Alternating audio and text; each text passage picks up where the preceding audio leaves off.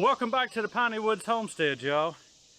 This morning I have another white oak on the mill, a smaller one. I'm going to finish up cutting lumber for that raised bed application that you saw in the last video. And y'all, I am doing straight through cutting on this. I'm not worried about furniture grade lumber. This is for a raised bed. So these 4x4s and even those 1.5 inch slabs, they're not going to move that much. They're not going to be dried out and used for furniture. This is going to have dirt put in it.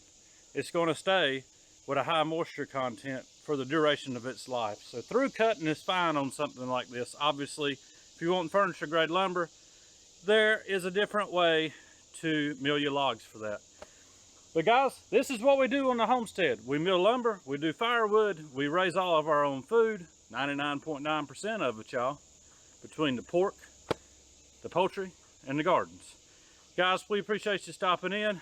We'll get these 4x4s milled out of this shaggy looking piece of white oak.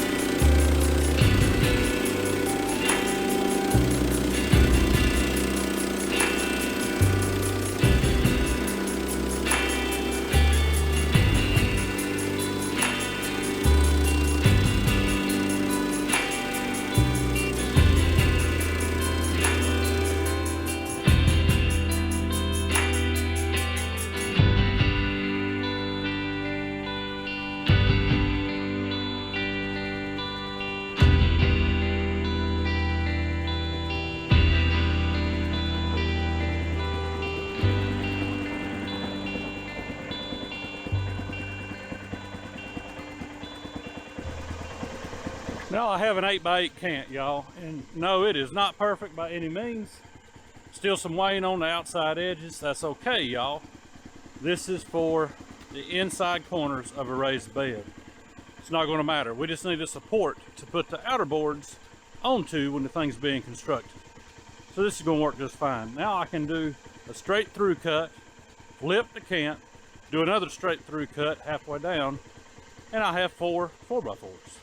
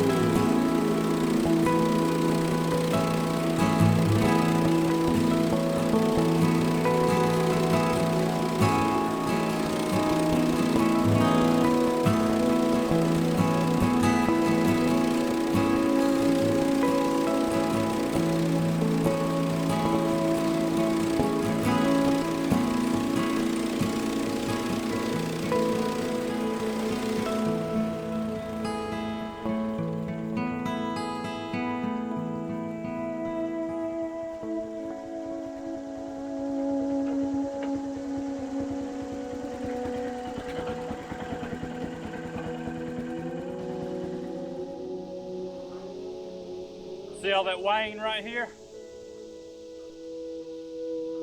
Doesn't matter, not for this application.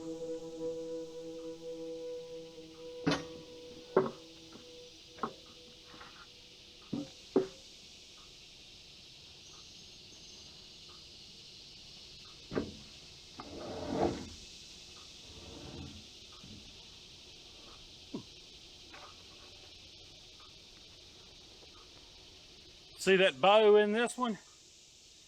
Doesn't matter. Not for this application.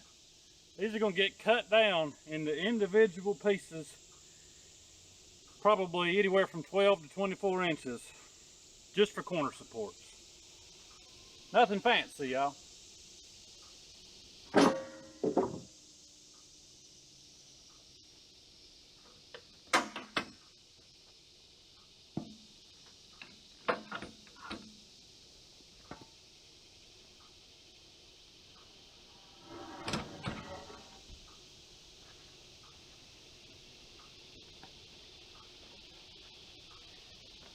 more Wayne, bark. Once again, does not matter for this application. And y'all, you may be like, why does he keep saying it doesn't matter, it doesn't matter, it doesn't matter? Y'all, it's because you will find every authority out here on sawmilling, how you're supposed to do it, what you're doing wrong, what you're doing right. You don't always have to be after high-grade boards, y'all. Depends on the application. If you're going to build a dining room table, you want some high-grade boards, and this is not how you're going to mill your log.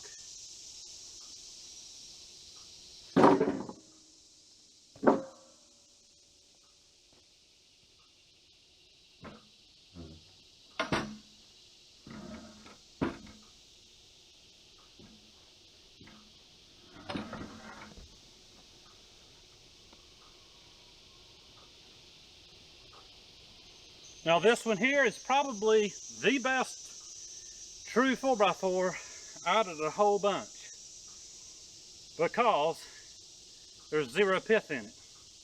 I was able to get this one off of the edge after the sapwood had been removed, the majority of it. So this one here, if you wanted to use it for something that you wanted to stay straight and true forever, this would be your one. So 1 out of 3. Small log, y'all. All I'm doing is showing you that not every, if you're a homeowner with a hobby mill like this one. This is a hobby mill, but yes, I do work on it for the public. I'm not doing production work, y'all. If I was doing production work, I'd have to have something a whole lot bigger. But I really enjoy this mill that my dad gave me. It's good exercise for me, y'all, and if you know anything about my background, what got me and Lisa to doing this full time, you'll understand why I like the exercise. It's good for my heart. But I like this, y'all.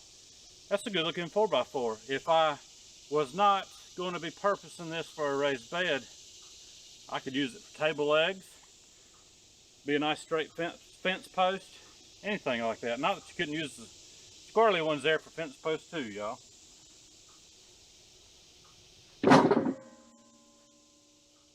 So I guess what it boils down to, y'all, the gist of this video is, yeah, I'm showing you milling some 4x4s for the corner inserts of a deep raised bed, but what it boils down to is, if you are a homeowner that wants a sawmill, as long as it'll cut, it's probably good enough for you. Doesn't matter the make or model. Depends on how big of a log you want to put on it. How long you expect that engine to last. This has got a Subaru on it. My dad will have to correct me, but I think this mill is at least 10 years old. Maybe a hair older than that. Keep it in good oil changes, cleaning the air filter out, putting new ones in it when it needs it. Trying to run sharp blades. When you notice them one dulling out, switch it out. Keeping the thing greased, y'all. It's all maintenance, and I do that every single time I mill a log, whether it is an hour I put on the mill or 5 hours.